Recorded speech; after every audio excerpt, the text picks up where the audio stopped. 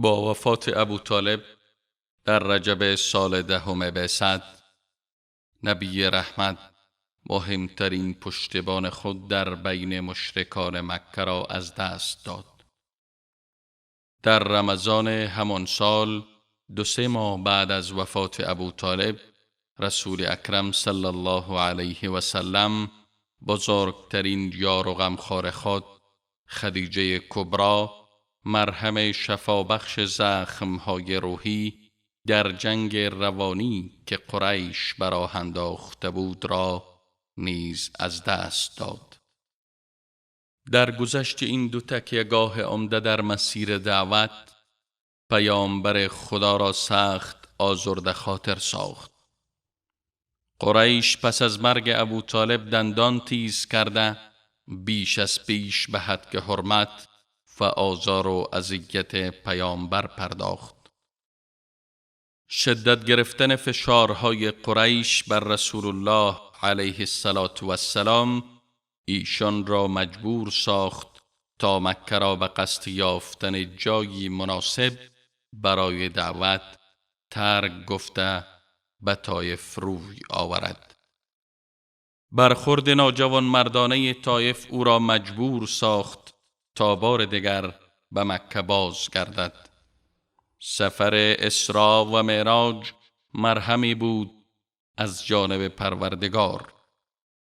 تسلیت و دلگرمی برای پیامبر، بالا رفتن قوه اعتماد و توکل و اطمینان خاطر پس از دیدن مظاهر چند از قدرت الهی.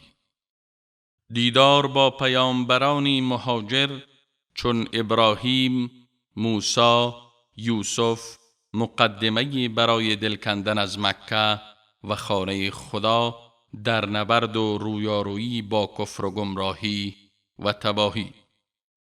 این سفر اسرارآمیزی نبوی با دلالت‌های حکیمانه و صحنه‌های شگفت انگیز سرنوشت مکه و بیت المقدس را با هم گره زد.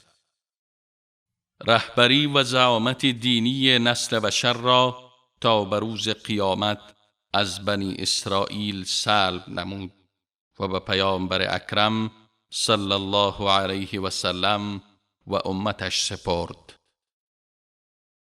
پس از این سفر ملکوتی، نبی رحمت در پی یافتن سکوی برای استقرار دعوت و سپس رساندن آن به جهان و جهانیان بود. ایشان فرصت مناسک حج و بازارهای سالانه عرب را که سران قبایل و عامه مردم را از 4 سوی شبه جزیره عربستان گرد هم می آورد غنیمت شمرده، خود و دعوتش را به آنها عرضه می کرد. ای بنی فلان، من رسول و فرستاده خدا به سوی شما هستم. خداوند امر کرده تنها او را بپرستید و به او هیچ شرک نورزید. قریش سد راه من در رساندن سخن خدا شده است. آیا در میان شما جوانمرد هست تا مرا به سرزمین خود برده از دعوت توحید حمایت کند؟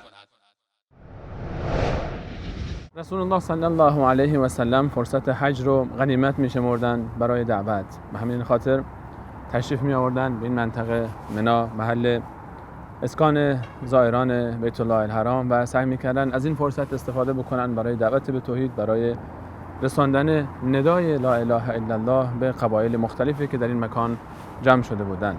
در این میان آزار و اذیت قریش هم انتها نداشت و ابو لهب و ابو جهل، کسانی که از نزدیکان رسول صلی الله علیه و سلم بودند، ابو لهبی که عموی رسول صلی الله علیه و سلم بود، برای خنثی کردن تأثیر دعوت رسول صلی الله علیه و سلم در میان قبایل می آمدند و شروع می‌کردند به سمپاشی کردن و تخریب شخصیت رسول الله صلی الله علیه و سلم، من جمله اتهام دیوانگی، اتهام جنون و یا اینکه این شخص قوم خودش رو فاسد کرده، قوم خودش رو گمراه کرده و تباه کرده. سعی می‌کردند که مردم رو از رسول الله صلی الله علیه و سلم دور بکنن. مردم پین خودشون میگفتن که شخصی که نتونه قوم خودش رو اصلاح بکنه و باعث فساد قوم خودش شده باشه چگونه میتونه که ما رو اصلاح بکنه و ما رو به سعادت برسونه؟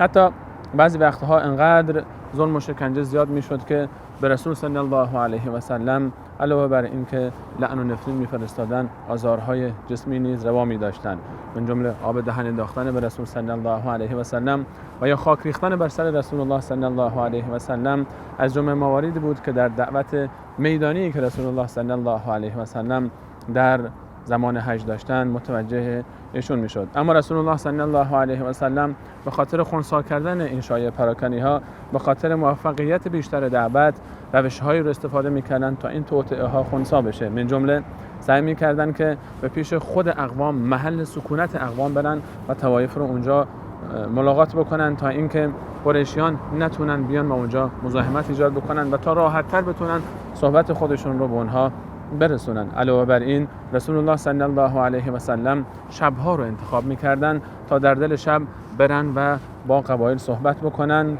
تا قریشیان کمتر رسول الله صلی الله علیه و سلم رو مورد کنترل داشته باشن و ردیابی بکنن.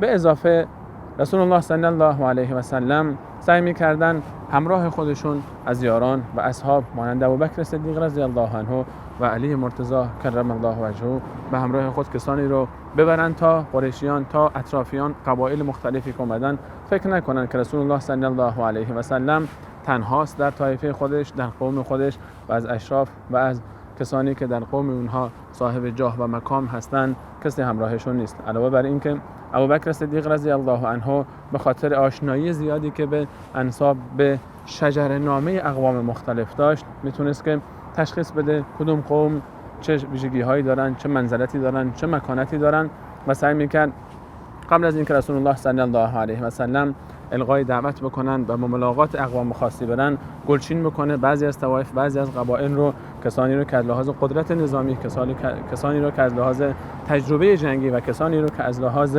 جایگاه و شخصیت فردی و اجتماعی بتونن انسان‌های پرنفوذی باشن، اقوام قدرتمندی باشن، کسانی باشن که بتونن دعوت و تبعات اون رو به دوش بگیرن و بتونن سربازان جانانه‌ای باشن در امت اسلامی، اونها رو انتخاب میکرد برای دعوت خودش. علاوه بر این که رسول الله صلی الله علیه و سلم هنگامی به سراغ قبایل و طوایف میرفتن که مطمئن میشدن از توان نظامی اونها، از جایگاه اجتماعی اونها و از نفوذ اونها در اقوام خودشون و در قبایل و منطقه خود.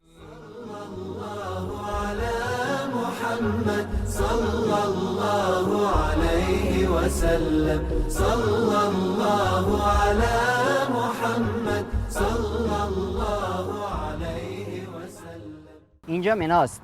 حاجیان در طول تاریخ وقتی که به این منطقه می رسیدند، هر قسمتی از منا مخصوص یک قبیله، مخصوص یک منطقه بود، اونجا خیمه می زدند و اونجا اتراق می کردند تا ایام حج سپری بشه.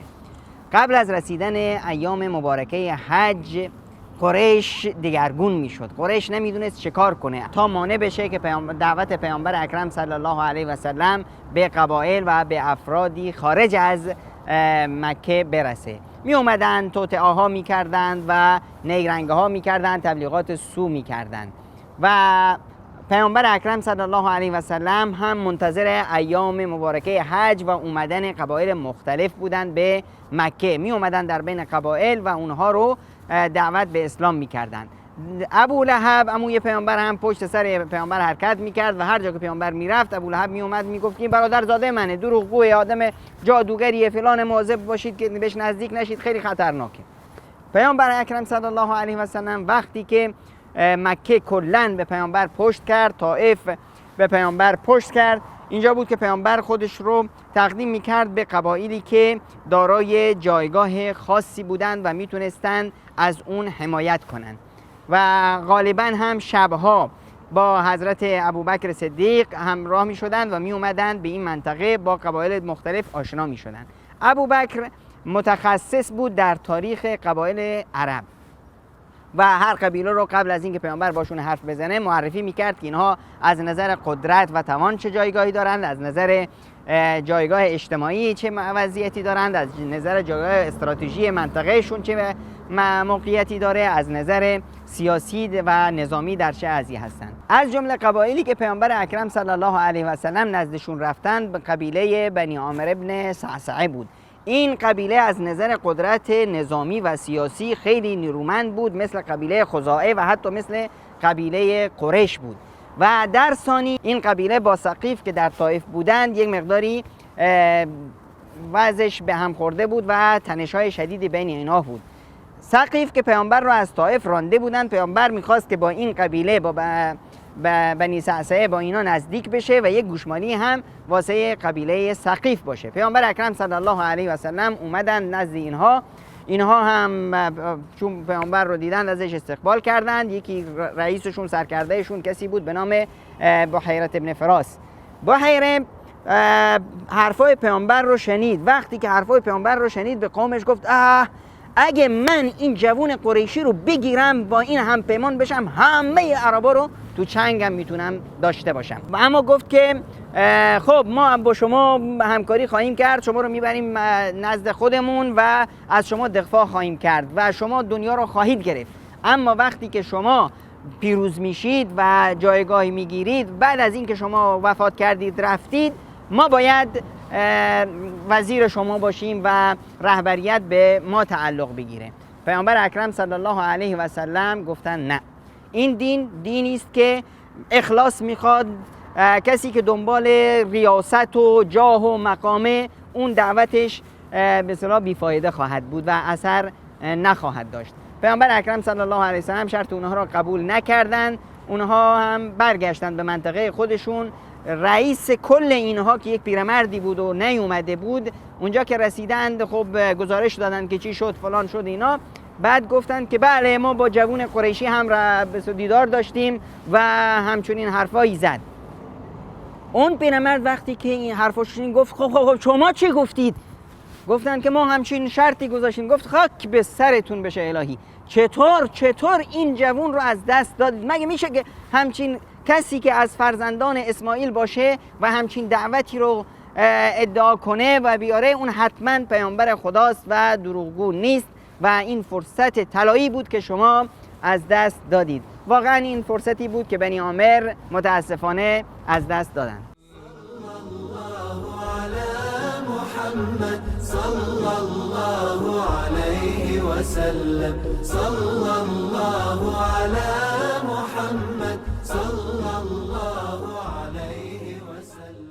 رسول الله صلی الله علیه و سلم حج رو به عنوان فرصتی برای دعوت و تبلیغ توحید استفاده می‌کردند و به منی تشریف می‌آوردند تا در بین خیمه‌های حجاجی که اینجا برای زیارت خانه الله متعال کعبه آمده بودند بگردند و از این فرصت استفاده بکنند برای نشر دعوت و رسالت خویش و برای رساندن آیات کلام الله مجید به اونها.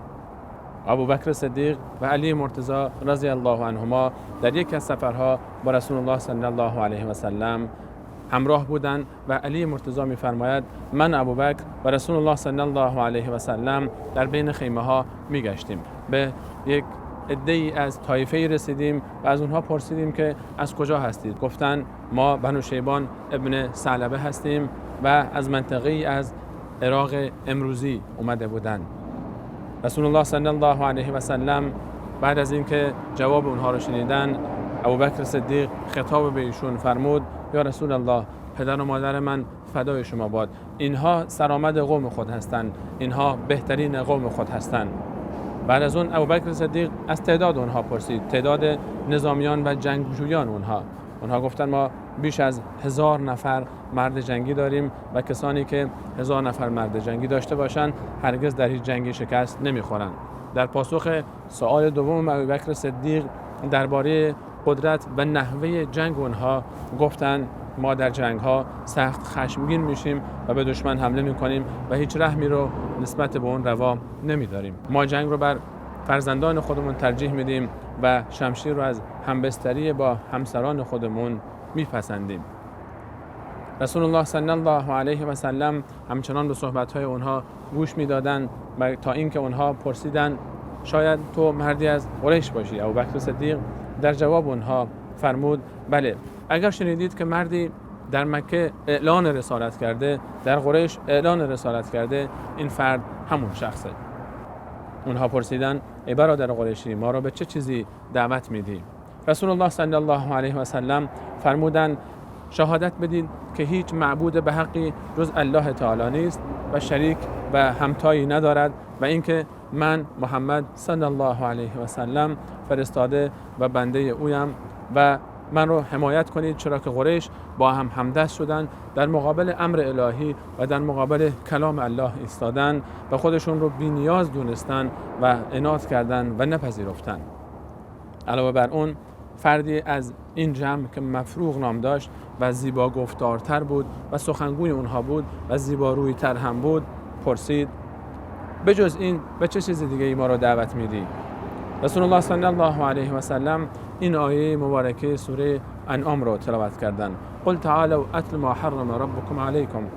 بگوی پیامبر من بیایید تا اون چیزی رو که الله برای شما حرام کرده برای شما بخونم. الله تشرکوا به شیئا، اینکه به الله خودتون به مولای خودتون شرک نورزید، و بالوالدین احسانا، و اینکه به پدر و مادر خودتون نیکی کنید، ولا تقتلوا اولادکم من املاق، فرزندان خودتون رو از ترس فقر، از ترس نداری نکشید. نحن نرزقکم و ایاهم، ماییم که شما رو رزق میدیم، ماییم که اونها رو رزق میدیم. ولا تقتلوا النفس التي حرم الله الا بالحق، و نفس هایی رو که الله تعالی کشتن اون رو برای شما حرام کرده جز به حق، جز در راه حق و حقیقت نکشید. ذلکم وصاکم به لعلکم تعقلون، این اون چیزی است که پروردگار شما رو به اون سفارش کرده باشد که بیاندیشید. مفروغ سخنگوی اونها گفت به والله سخنی زیباتر از این من نشنیدم و به مکارم اخلاقی والایی دعوت میدی. اون کسانی که تو رو تکذیب کردن و تو رو دروغگو دانستند سخت اشتباه کردن و سخت در خسران و زیان بودن. اما این هانی ابن قبیسه پیشوای مذهبی ماست، رأی ما رأی اوست. هانی خطاب به رسول صلی الله علیه و سلم گفت ای مرد قریشی، ما صحبت‌های تو رو شنیدیم، اما اگر ما بدون هیچ گونه شناخت قبلی و بدون هیچ گونه نشست بعدی به ما سخنان تو رو بپذیریم، این عجله در پذیرش، این عجله در ترک کردن دین قبلی بدون مشوره با بقیه خاندان ما که در جمع ما نیستن سبب تزلزل، سبب پشیمانی خواهد شد. شما برید به کار خودتون برسید، ما هم برمیگردیم مشورت‌های خودمون رو خواهیم کرد و بعداً ببینیم چه خواهد. و بعد اشاره کرد گفت این مثناست وزیر جنگی ما. مثنا ابن حارثه شروع کرد به سخن گفتن و گفت صحبت ما همون چیزی است که هانی گفت. ما نمیتونیم که دعوت شما رو بپذیریم، چرا که ما از دو طرف در دو منگنه، در دو چارچوب خطرناک قرار گرفتیم. یکی آبهای کسری پادشاه ایران و دیگری آبهای عرب. اگر بخواید میتونیم در مقابل عرب از شما حمایت بکنیم، اما در مقابل پادشاه ایران کسری هرگز نمیتونیم که با شما یاری بکنیم شما رو و با شما متحد بشیم. این صحبتی که شما میکنید پادشاهان رو خواهد رنجاند، برای پادشاهان مشکل خواهد تراشید و ما کسری از ما قول گرفته و به کسری قول دادیم تا هیچ ماجرا و فتنه ای رو برپا نکنیم و هیچ ماجراجو و فتنه‌گری رو هم در بین خودمون جای ندیم. خیانت در این قرارداد گناه نابخشودنی است که ما توان مقابله با اون رو نداریم. اما اگر حاضر باشید، اگر بخواید میتونیم در مقابل عرب از شما حمایت بکنیم. رسول الله صلی الله علیه و سلم در ابتدا از صراحت لهجه اونها تشکر کردند و فرمودند کسی که میخواد کلام الله رو برسونه، کسی که میخواد در راه الله حرکت بکنه، همه تن باید تمام مشکلات رو به جان بخره و همه جور شرایط رو بپذیره و بخشی رو قبول بکنه، بخشی رو قبول نکنه، این گونه قبول نخواهد شد. این قوم بنو شیبان بعدها حدود 20 سال بعد ایمان آوردند. آن لحظه رسول الله صلی الله علیه و سلم به اونها بشارت داد که به زودی بر فارس شما غلبه خواهید کرد. مثنا ابن حارثه همین فردی که این گونه احساس خطر میکرد از آبهای ایران، از پادشاه ایران، از نقض پیمانی که با پادشاه ایران بسته و از اینکه دعوت رسول صلی الله علیه و سلم رو بپذیره احتمال داره که در مقابل کسری قرار بگیره، با وجود اعترافشون به حقانیت دعوت بعدها ایمان آوردن. نه تنها ایمان آوردن، بلکه چنان ایمان در وجود اونها شهامت و قدرت آفرید که همین مثنا و بقیه کسانی که در بنو شیبان بودند فرمانده فتوحات اسلامی فراوانی شدند که در سرزمین عراق امروزی جزئی از پادشاهی ایران آن وقت صورت گرفت. ایمان چنان بنو شیبان رو تغییر داد، چنان مثناها آفرید، چنان فرماندهانی رو تربیت کرد.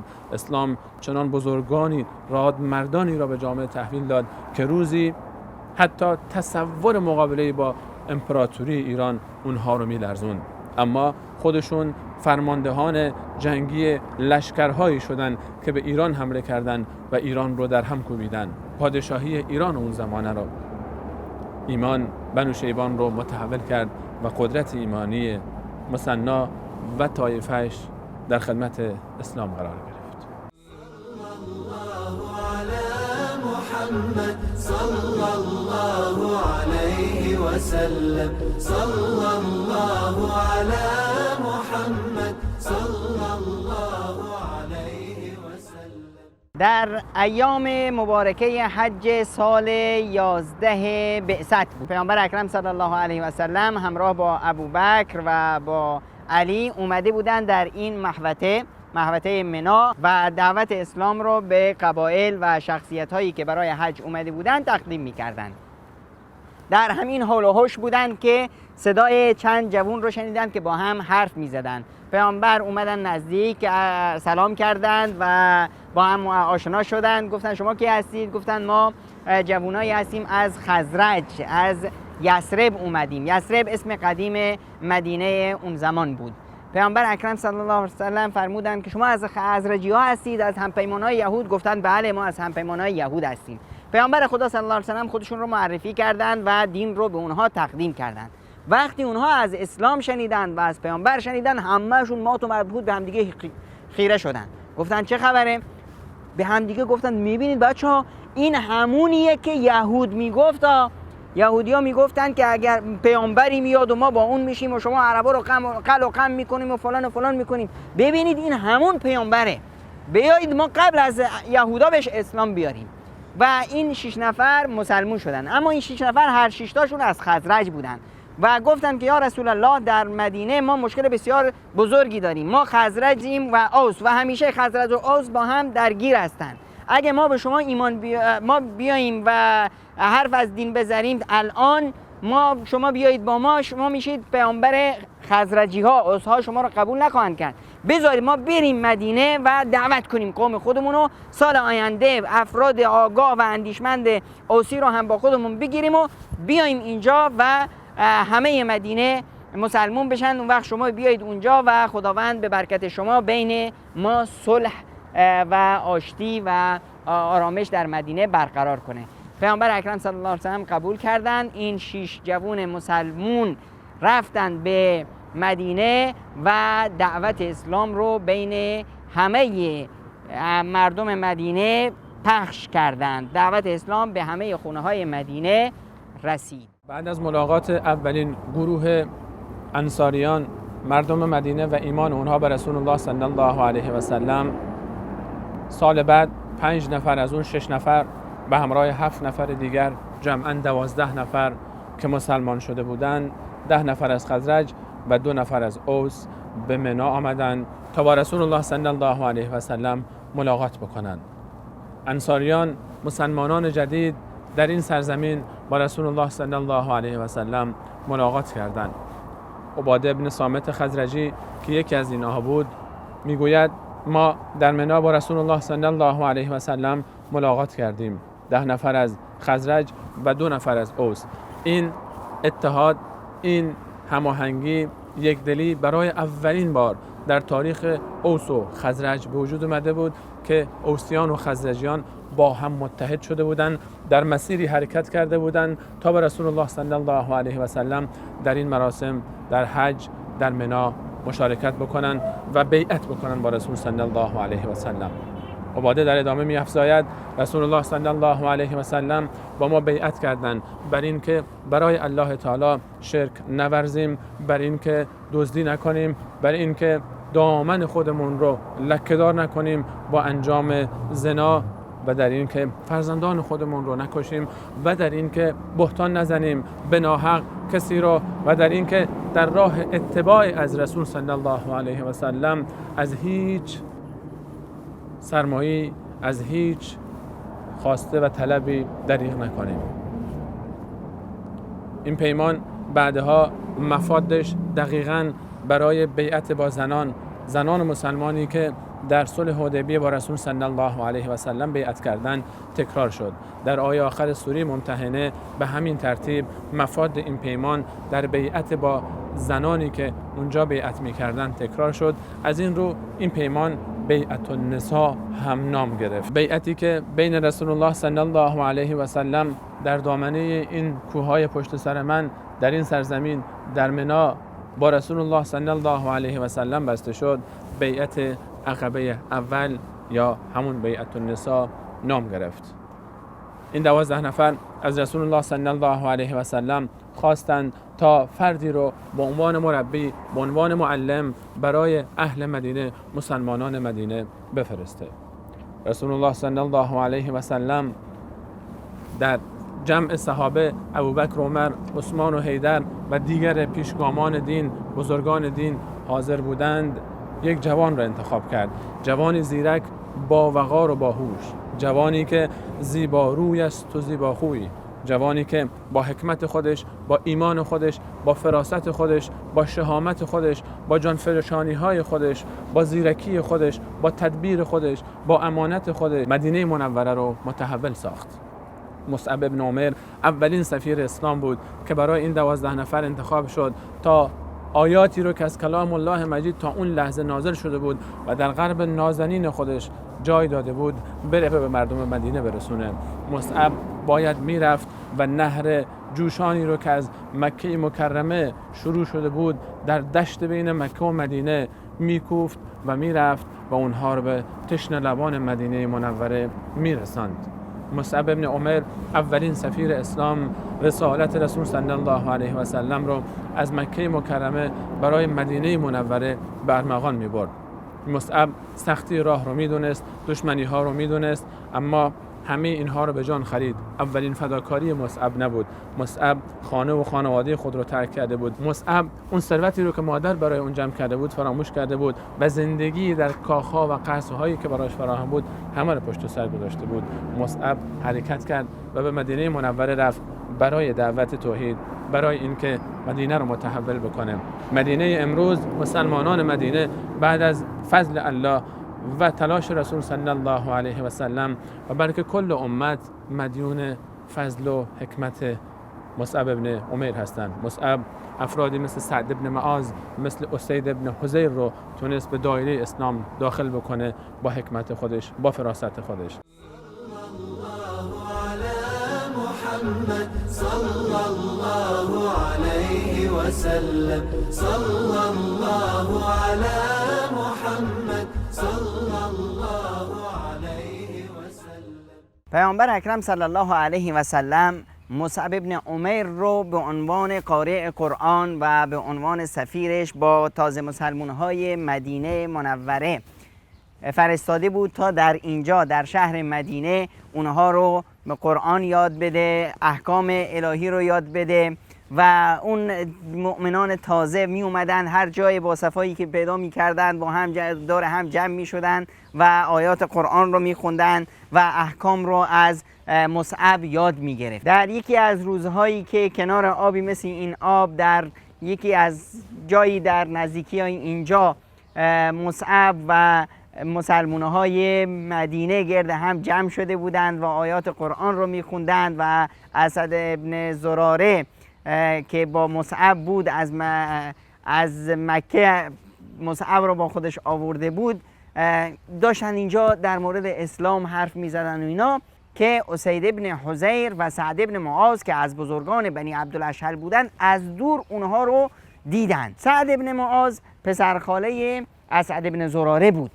به همین خاطر به اسید رفیقش گفت اسید این سعد پسرخاله منه، با این غریبه مکه‌ای اومدن اینجا بچه‌های ما رو خراب میکنن، تو برو اونجا و دعواشون کن، از اینجا بندازشون بیرون. اینا رو کی اجازه داده که بیان اینجا؟ اسید ابن حضیر از اونجا بلند شد، عصبانی نیزه‌شو گرفت، اومد پیش بر بچه‌هایی که اینجا روی آب نشسته بودن، اومد اینجا داد و فریاد و دشنام و بد و بیرا شروع کرد که آقا شما رو کی گفته بیایید اینجا؟ شما اصلا حق نداشتید بیایید اینجا، از این حرفا. و اسد ابن زراده وقتی که اونو دید گفت که مصعب ببین، اگر این شخص ایمان بیاره خیلی مهمه، این یکی از مسئولین و از این به اصطلاح رهبرای بنی عبدالاشهله. مصعب گفت اگر بشینه باش حرف میزنیم. تا اون اومد و دعوا و نزدیک اومد، مصعب بهش گفت عزیز چرا عصبانی؟ بیا بشین ببین ما چی داریم میگیم، اگه حرف ما حرف خوبی بود خوشت اومد شاید تو هم قبول کنی، خوشت نیومد خب ما هم که نمیخوایم شما رو اذیت کنیم، میذاریم میریم، هر چی شما بگید نمیخواد ما تو شهر شما باشیم اصلا شهر شما میریم بیرون. اسید دید که حرف بسیار معقولی میزنه، گفت باشه بگید آقا چه میخواید بگید. بعد مصعب شروع کرد در مورد اسلام و پیامبر و قرآن براش میخونه و قرآن میخونه. کم کم اسید عصبانیتش کم شد، چهرهش باز شد و بعد نیزه‌ش رو زد زمین و نشست. گفت که خب اگه کسی بخواد با شما باشه، کسی بخواد تو دین شما باشه، اون وقت چیکار باید بکنه؟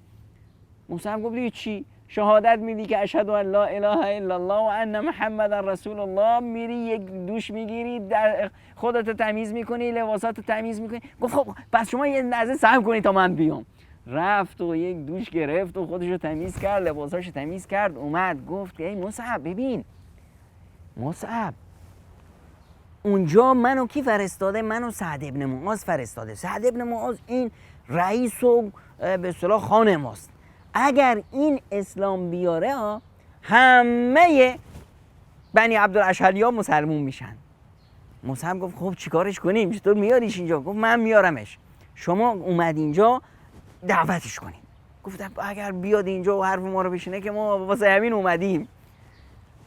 خب اسید از اینجا رفت. خب چطور این سعد رو بیارم اینجا؟ رفت اونجا و از دور تا سعد دیدش گفت که این پسره کاری شده، این اونی نیست که از اینجا رفت ها، ببینید شکل و قیافش اصلا عوض شده. اما اسید وقتی رفت نزدیک خودشو همچین پکر نشون داد و سعد گفت ها چی شد؟ چی کار کردیم؟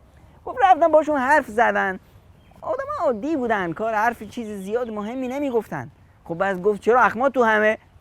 گفت وقتی می اومدم این بنی حارثی‌ها ها، همینایی که با شما دشمنی دارن، اینا زورشون به تو نمیرسه، میخوان اسعد رو بکشن. چی؟ پسر خاله منو میخوان بکشن؟ گفت بله اینا زورشون به تو نمیرسه میخوان اونو بکشن. گفت غلط کردن. از اونجا سعد ابن معاذ نیزه‌شو گرفت اومد اینجا. اون وقتی اومد نزدیک دید که اینو دارن خیلی عادی با هم حرف میزنن، دارن این کارو میکنن. فهمید که اسید میخواسته اونو بفرسته اینجا تا حرفاشونو گوش کنه. از همون دور داد و فریاد راه انداخت های شما رو کی گفته بیاید اینجا؟ شما حق ندارید بیاید اینجا. آهای اسد ببین، اگر تو از پسر خاله من نمی بودی اون وقت میدیدی چیکار تو میکردم، همتون رو مینداختم بیرون. مصعب اومد لبخندی زد گفت های برادر بیا، مشکل چیه؟ گفت شما رو کی گفته بیاید؟ بابا اگه میخوای ما از اینجا بریم چشم میریم، شما چرا ناراحتی؟ بیا یه لحظه اینجا بشینیم حرفی بزنیم، اگه از ما خوشت نیومد چشم، حرف شما ما میذاریم میریم. سعد گفت خب حرف منطقیه ها، خب شما چه کار میکنید اینجا؟ بعد شروع کرد مصعب برای سوره زخرف میکنه و از پیامبر و از دین بهش میگه. سعد کم کم چهرش باز شد، اینا چی دارن میگن؟ نیزه‌شو زد به زمین و نشست. گفت خب بعدش دیگه مصعب واسهش تعریف کرد، از اسلام گفت، از پیامبر گفت خب غریبه، اگه کسی بخواد با شما باشه چیکار باید بکنه؟ هیچی، شهادت میدی که هیچ معبودی نیست مگر خدای یکتا و به پیامبری حضرت رسول الله صلی الله علیه و سلم گواهی میدی. گفت خب اشهد ان لا اله الا الله و اشهد ان محمد رسول الله. خب بعدش چیکار کنم؟ هیچی، میری لباس تمیز میکنی، شکل تمیز میکنی، خودتو میشوری، پاک میشی. گفت یه لحظه شما صبر کنید. رفت یه دوش گرفت و خودشو تمیز کرد، لباسشو تمیز کرد، اومد اسعد گفت که خب بیا با من. بعد مصعب گفت که شما کجایید؟ گفت خونه اسعد. گفت نه اسعد دیگه تموم شد، میای خونه ما بزرگتره. و مصعب رفت تو خونه سعد ابن معاذ و سعد هم وقتی برگشت پیش قومش بهشون گفت آهای بنی عبدالاشهر، منو خوب میشناسید؟ گفت بله شما سرور ما هستید، شما آقای ما هستید. گفت از این به بعد نه سروری نه آقایی، با هیچ کس شما حرفی ندارم مگر اینکه همتون مسلمون بشید. خب مسلمونی چیه؟ واسه شون اسلام رو تعریف کرد، اسلام گفت، مصعب اومد براشون قرآن خوند، همه عبدالاشهر مسلمون شدن مگر یکی که همون اسیرم بود. این اسیرم هم بعدها وقتی که به سراغ غزوه احد شد، اسیرم رفت تو غزوه شرکت کرد و همون روز هم شهید شد که بعداً پیامبر اکرم صلی الله علیه و سلم به عنوان یه معمایی از صحابه پرسیدند که کیه که بدون اینکه یه رکعت نماز خونده باشه یه بار سجده کرده باشه واسه خدا رفت بهشت؟ گفتم ما نمیدونیم. گفتم بله اسیرم از بنی عبدالاشهر. اینطور اسلام به همه خونه های مدینه رسید. در مدینه منوره عوامل متعددی زمینه رو برای پذیرش اسلام مساعد میکرد. یکی از اونها کینه و عداوت و دشمنی بود که بین دو طایفه اوس و خزرج در مدینه منوره از دیر وقت وجود داشت. بیش از یک قرن از جنگ‌های خانمانسوز اوس و خزرج میگذشت و آخرین جنگی که قبل از بعثت رسول الله صلی الله علیه و سلم اتفاق افتاده بود، جنگ بؤاس، باعث شده بود تا بسیاری از سران و سرداران این دو قبیله از بین برند و کشته بشند یا زخمی بشند.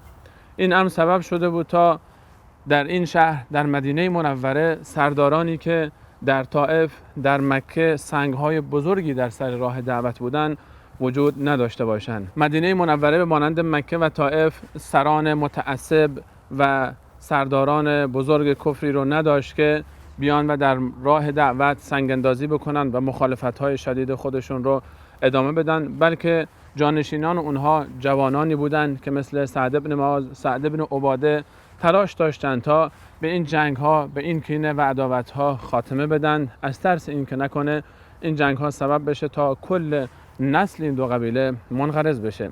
از سوی دیگری وجود یهودیان در مدینه هم سبب شده بود تا بستر برای پذیرش اسلام بیشتر فراهم بشه، چرا که یهودیان قومی بودند که به کتاب‌های آسمانی ایمان داشتند و پیوسته به این امید و آرزو بودند تا پیامبر خاتم از بین اونها مبعوث بشه، بلکه اولین هجرت اونها به این شهر یعنی یثرب، مدینه امروزی، هم به این خاطر بود که شنیده بودند که پیامبر آخرالزمان از این شهر مبعوث میشه.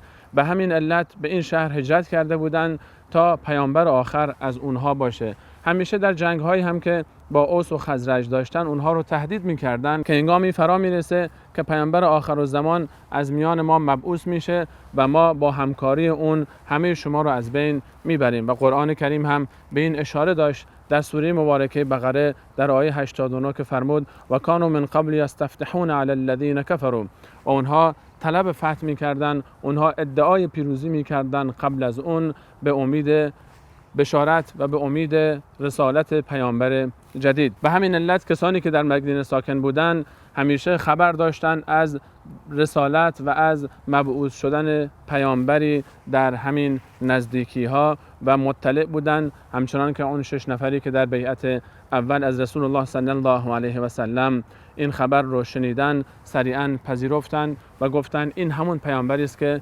یهودیان ما رو همیشه از اون میترسونن. از طرف دیگری یهودیان پیوسته اونها رو تهدید به نابودی میکردند و منتظر بودند تا پیامبر آخر مبعوث بشه و اینها رو همه رو از بین ببرند. اوس و خزرج از این میترسیدند و به دنبال تلاش بودند، به دنبال فرصتی بودند تا کسی بیاد و این جنگ‌های خانمانسوزی رو که بیشتر از یک قرن در این شهر ادامه داشت پایان بده و اونها رو در کنار هم جمع بکنه تا بتونن شهر خودشون رو از دست یهودیان نجات بدن. و این فرصت با بعثت رسول الله صلی الله علیه و سلم و اسلام اولین گروه انصار فراهم شد. یکی دیگر از عواملی که باعث شد تا بستر برای پذیرش اسلام در مدینه منوره بیشتر فراهم بشه، نقش فعال و پررنگ سفیر رسول الله صلی الله علیه و سلم مصعب ابن عمیر بود. مصعب ابن عمیر هنگامی که از طرف رسول الله صلی الله علیه و سلم به عنوان اولین سفیر اسلام برگزیده شد و به این شهر مدینه منوره فرستاده شد، بی دلیل نبود. مصعب فرد حکیمی بود که با حکمتش، با فراستش، با زیرکی و هوش خودش تونست شهر مدینه رو متحول بکنه. مصعب جوان صبوری بود که قصر مادر خودش رو در مکه مکرمه ترک کرده بود. سختی ها، مشکلات، گرسنگی ها و تشنگی های راه حبشه رو به جان خریده بود و امروز در مدینه منوره هم میدونست که راه دعوت، راه هجرت، راه سختی است، راه مشکلات و عادت داشت به این سختی ها، به این مشکلات، به این تهدیدها و به مصائبی که در سر راه اون قرار می گرفت. مصعب ابن عمر خودش جوان اشرافی بود که در کاخی بزرگ شده بود که بسیاری از سرداران و بسیاری از اشراف مدینه منوره هم در همچین شرایطی زندگی می‌کردند. مصعب بهتر میتونست با اونها تعامل داشته باشه، بهتر میتونست زبان اونها رو بفهمه، با اونها چگونه سخن بگه و اونها رو چگونه راضی بکنه. مصعب ابن عمر در قلب خودش تمام آیات کلام الله مجیدی رو داشت که تا اون لحظه نازل شده بود و همه اونها رو به خوبی میدانست و به اونها مسلح بود و عامل به تمام اون چیزهایی که الله متعال بر رسولش صلی الله علیه و سلم فرستاده بود. مصعب ابن عمر جوان زیباروی زیباخویی بود که با همه این فضایل و این صفات و ویژگی های خوبی که داشت توانست تا در مدینه منوره تحول ایجاد بکنه. مصعب به عنوان سفیر پیامبر در مدینه منوره با همیاری مسلمانانی که با رسول الله صلی الله علیه و سلم در عقبه اولا عهد و پیمان بسته بودند، توانست در کوتاه مدت بافت فکری و اجتماعی یثرب را به کلی تغییر دهد و این شهر را به بستری مناسب برای دعوت اسلامی تبدیل سازد. مصعب با همکاری بیدریغ اسعد ابن زراره، جوانمرد نامدار یثربی، توانست افراد بسیاری را از تاریکی ها و ظلمت کافر رهایی داده به قافله ایمان ملحق سازد. تقریبا هیچ خانه‌ای در مدینه نمانده بود مگر اینکه مردانی یا زنانی از آن به اسلام گرویده بودند. قبل از موسم حج سال 13 بعثت، مصعب به مکه بازگشت تا مژده پیروزی‌های پیاپی توحید در مدینه را به گوش نبی رحمت برساند.